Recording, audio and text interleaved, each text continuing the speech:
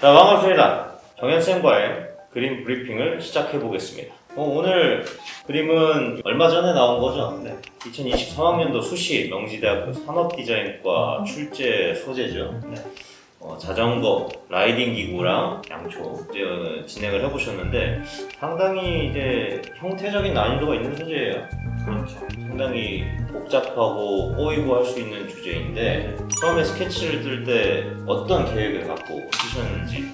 크게 보면은 단순한 구조이긴 한데 타원의 형태들이고 그 안에 이제 발을 불리는 바퀴 부분을 보면 굉장히 복잡하죠. 투명한 부분이 있고 그 안에 또 복잡한 통기의 구조들도 있고 그런 부분을 제 이번 그림의 컨셉은 좀 강하게 확대를 해서 긴박한 시점으로 그림의 위치를 시키고 그 긴박한 타원에 맞춰서 내부에는 대비가 되게끔 완전 측면에 정원의 자전거를 배치해서 시점에 대비를 줬고 그 자전거를 통과하는 촛불을 이제 하나 마지막에 넣어줌으로써 좀 역광의 연출을 했습니다. 시점의 대비와 역광, 이제 빛의 연출을 통해서 그것들을 이제 정리하는 식의 구조를 가져가셨군요. 아무래도 이게 기하도형에 이제 입각한 소재이기 때문에 그렇게 시점 대비를 줬을 때 효과가 극대화돼서 드러나기 마련인데요. 보통 이제 시점의 대비라든지 역광 표현, 이게 말은 좀 쉬운데 어떤 소재가 나오냐에 따라 굉장히 난이도가 이제 확 올라갈 수가 있는 소재인데 공간이 뚫려 있고 하는 소재 같은 경우는 그런 것들을 표현하기가 굉장히 난이도가 높거든요. 자칫하면은 되게 그림이 단조로워질 수도 있고 되게 밋밋해질 수도 있는데 그런 것들을 잘 조절해서 진행하기 위해서 어떤 부분에 집중적으로 좀 신경을 쓰셨는지. 자칫하면 굉장히 많이 뚫려 보일 수 있는 소재인데 그럴수록 오히려 더 잡히는 부분은 굉장히 확실하게 잡아줘야 되고 부분은 과감하게 빼줘야 이게 서로 뒤엉키지 않고 정리가 되고 수 있는 거죠. 예를 들면 큰 자전거의 기어 앞부분을 딱 구조를 잡아주고 뒷부분에 날아가는 레즈는 확 손을 날려준다든가 양초에서도 앞에 어둠을 확 눌러주고 뒷부분의 유리는 털어준다든가 메인 자전거에서 불을 딱 등지고 있는 부분을 역광의 가장 중심 부분을 세게 확 눌러주고 밑으로 갈수록 확 채도를 또 가져가 준다든가 하는 그런 완급 조절이 밀도 있게 그림을 구성하는 부분입니다. 보통 이 밀도라고 이제 하면은 이제 친구들이 그냥 뭔가 많이 바글바글하게 그려 보이고 그냥 많이 꽉 채워갖고 그리고라고 생각하는데 밀도라는 건 사실 그런 개념이라고보다는 그림의 어떤 마침표를 잘 찍었느냐 안 찍었느냐의 어떤 문제라고 생각하거든요. 이제 자칫하면 오히려 이런 소재는 너무 빡빡하게 다 잡아서 그리게 되면 그림의 공간감이나 깊이가 그리고 이제 단계차가 안 나버려서 굉장히 단조로워질 수 있는 메스가 그렇게 덩어리 관계가 그렇게 풍성하지는 않은 소재이기 때문에 오히려 더 밀도가 많이 그리더라도 떨어지는 상황이 되는데 지금 정현쌤이 말씀하신 것처럼 구간별로 섹터별로 잡고 풀고를 극명하게 가다 보면 공간 이미지가 극대화돼서 오히려 밀도가 높아질 수 있다라고 저도 잘 생각이 돼요. 대신 저렇게 크게 화면을 가로지르는 큰 프레임 같은 경우에는 아이들이 저렇게 풀어서 그릴 때 완급을 잡아서 그리는 건 괜찮지만 저렇게 풀어서 그릴 때는 종이랑 너무 섞여버려서 구조가 안 보여져 버리는 경우가 있어요. 근데 그런 거는 어떤 식으로 해결을 하셨는지 풀리는 느낌이 나면서도 구조감이 선명하게 보이게끔 하는 물감의 운용 능력. 그렇죠. 풀리는 부분을 처리할 때 물을 너무 많이 타면서 쓰다 보면 종이가 많이 비치잖아요. 그렇죠.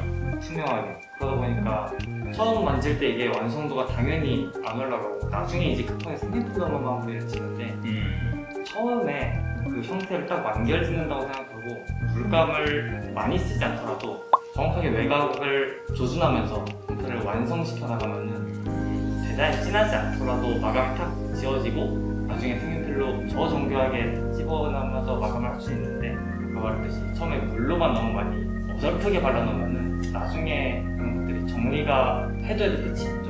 오, 제가 생각했던 거랑은 예상 외의 답변이 나와서 놀랐는데 저는 주로 저런 데를 표현할 때 뭐 특수색을 섞어라, 화이트를 섞어라 제 이전의 설명 영상을 보시면 아시겠지만 종이를 밟고 올라올 수 있는 물감의 농도 단계를 만들어라 라고 얘기를 했는데 오히려 정현쌤께서는 물감이 적은 상태여도 괜찮지만 외곽 위주로 더 선명하게 정리해서 그려라 라고 이제 말씀을 해주시는 걸 듣고 오, 저랑 또 이제 다른 방향성을 좀 알게 되는 것 같네요. 그쵸, 외곽만 잘 잡더라도 종이랑 이제 밟고 올라오는 상황은 또 될 수 있으니까 역시나 이제 통태력이 이제 기반이 잘 돼야겠죠. 어떤 그림이든 어떤 상황이든 또 어떤 스킬이든 가장 근본적인 핵심은 기초 드로잉 능력이라는 걸 절대 잊지 않으셨으면 좋겠네요. 모든 거에 시발점이 되는 요소이니까요. 솔직히 이거는 이제 고유 형태잖아요. 그렇죠. 딱 구분돼 있고 정제된 형태. 그런 것들은 혹시 디테일을 어떻게 올리십니까? 좀 효과적인 디테일. 아무래도 바퀴 부분을 예시로 들면은 일단 형태가 굉장히 많은데 꺾이는 지점을 기준으로 톤을 탁탁 찔러 넣으면서 변화들을 찾아 나가야 되는데 내부에서 너무 톤의 변화들을 좀 많이 찾다 보면은 정도가 많이 꼬이죠. 처음에는 심플하게 제작을 하되 묘사의 기준점 일부러 올려나가야 되는 부분은 꺾이는 지점들로부터 화이트를 치는 것도 당연하고 어두운 톤들을 집어나가면서 형태를 먼저 드러내는 게 1번이고 그 집어낸 톤들 주변에 조금 연한 거 조금 더 화이트 작은 터치들을 이제 쌓아나가면서 찝은 부분의 묘사를 집약시키는 거죠. 그렇게 되면은 결과적으로 봤을 때 터진 부분은 시원하게 터져 있는데 어느 부분은 되게 쪼아져 있어서 완성했을 때 밀도감이 되게 대비감 있게 나와요. 기준점을 만들어라. 보통 이제 1, 2, 3, 4, 5, 6, 7 이런 식으로 묘사를 하는데 1, 3, 5, 8 이렇게 딱 기준점들을 만들어 놓고 거기서 3.2, 3.3, 3.5 단계를 더 세밀하게 찾아나가라는 말씀이시죠?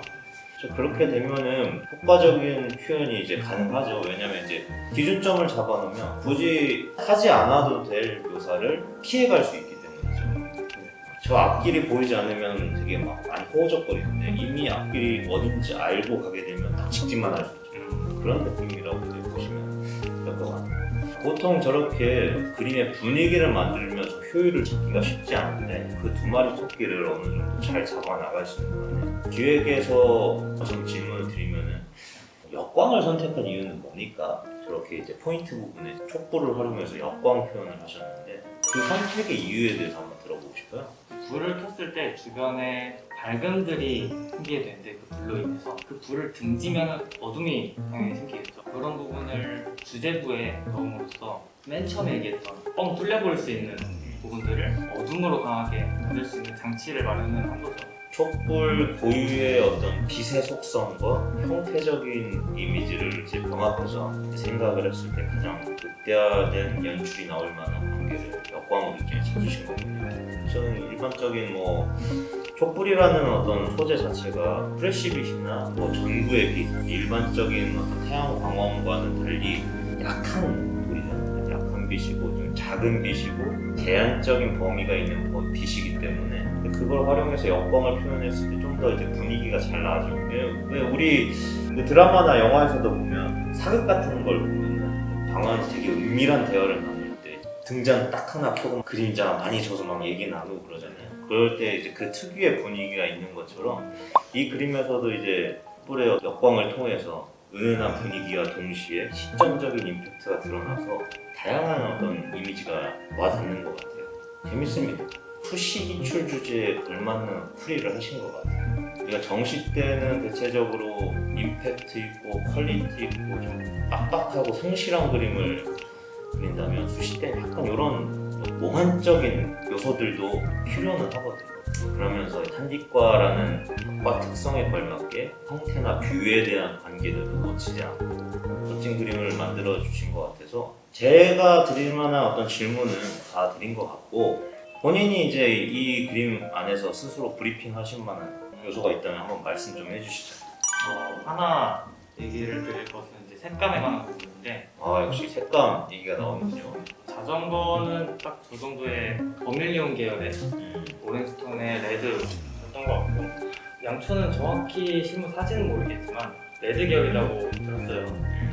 그 같은 레드 계열끼리 나왔을 때 이제 톤의 구분을 해줘야 되는데 색조 자체를 하나는 오페라 쪽으로 핑크, 바이올렛 쪽으로 틀고 하나는 완전 오렌지 쪽으로 틀어서 어두운 단계를 넘어갈 때도 그 색감이 좀 이어지게끔 혹은 원경으로 톤이 빠질 때에도 자전거는 좀 계열을 섞어서 좀 중후하게 뺀다거나 양초 같은 경우는 한색 계열을 섞어서 좀 얇게 뺀다거나 하는 병역권을 알고 계셨어요? 이게 강의 강화 단계에 대해서 굉장히 많은 공부가 필요한 요소인데 편집자께서 알아서 잘 정리를 해주시겠더라고요. 영상에 잘 뜨는 거 참고하시고 색 공부 열심히 하시기 바랍니다. 우리 정현쌤을 따라잡기 위한 색채학에 대한 공부 언젠가 완성하시기 바랍니다. 대학교 수업에서도 색채학이 제일 어려워요. 그렇죠. 네.